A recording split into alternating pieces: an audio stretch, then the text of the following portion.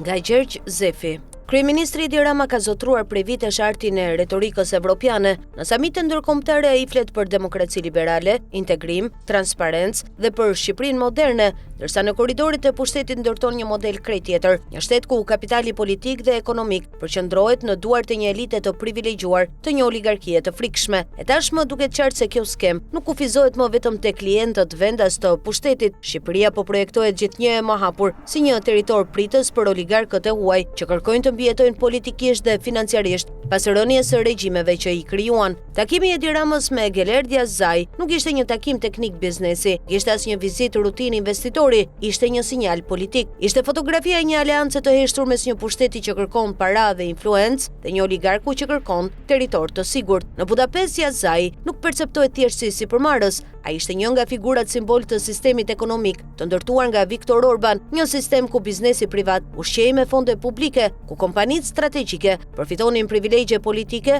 dhe ku kufiri mes shtetit dhe interesit privat ishte shtukur pothuajse plotësisht. Sot, pas humbjes historike të kampit të Orbanit dhe ardhjes së një klime të re politike në Hungari, shumë nga emrat e lidhur me atë regjim po kërkojnë dalje emergjente, e Shqipëria po shfaqet si një prej tyre. Nuk është rastësi që Tirana po bëhet destinacioni i preferuar i kapitaleve të dyshimta dhe investimeve strategjike pa transparencë të plot. Shqipëria ofron pikërisht atë që oligarkët e tronditur nga ndryshimet politike kërkojnë më shumë: institucione të dobta, mungesë kontrolli real mbi burimin e kapitalit, drejtësi ende të brisht dhe një qeveri që i sheh investitorët jo si subjekte për të verifikuar, por si partner politik për të mbrojtur. Kjo është arsyeja pse Rama nuk do t'ia di për origjinën e influencës së Zajit, për lidhjet e tij me sistemin Orban apo për fondet publike hungareze që ushqyen ngritjen e perandorisë së tij ekonomike. Përkundrazi, ai hap dyert e Tiranës, i ofron platforma strategjike dhe i garanton klimën që çdo oligark post-autokratik do të dëshironte: një shtet mikpritës dhe një pushtet i gatshëm të negociojë gjithçka.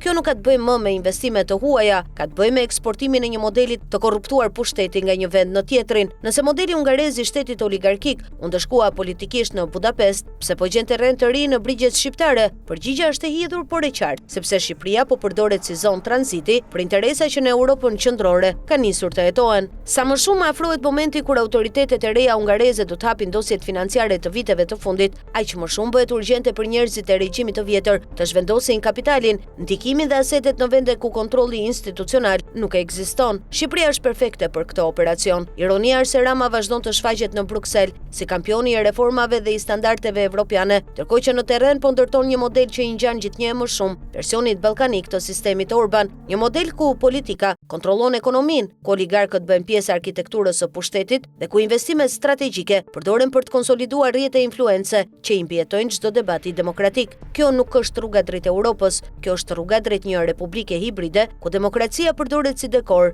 dhe kapitali politik si monedhë sundimi. Dhe këtu lind pyetja më serioze për Shqipërinë e sotme: çfarë reputacioni po ndërtojmë? Një vend kandidat për Bashkimin Evropian apo një port të lirë për oligarkët që largohen nga vendet ku klima politike po ndryshon? Sepse çdo fotografi mes Ramës dhe figurave të lidhura me sistemet e akuzuara për korrupsion institucional nuk interpretohet më si diplomaci ekonomike, interpretohet si garanci politike, si mesazh se Shqipëria është e gatshme të strehojë jo vetëm kapitalin, por edhe hijet politike që ai kapital mbart pas vetes. Koha e ambiguitetit ka marrë fund. Në Europën e sotme askush nuk mund të pretendojë standarde demokratike, duke ndërtuar aleanca me figurat simbol të oligarkive të rrëzuara. Çdo shtrëngim duarsh me një oligark që largohet nga hija e hetimeve politike në vendin e tij është një goditje direkte ndaj besueshmërisë së Shqipërisë si shtet evropian, dhe çdo heshtje diplomatike përballë këtij realiteti nuk është më neutralitet, është bashkëfaqësi politike.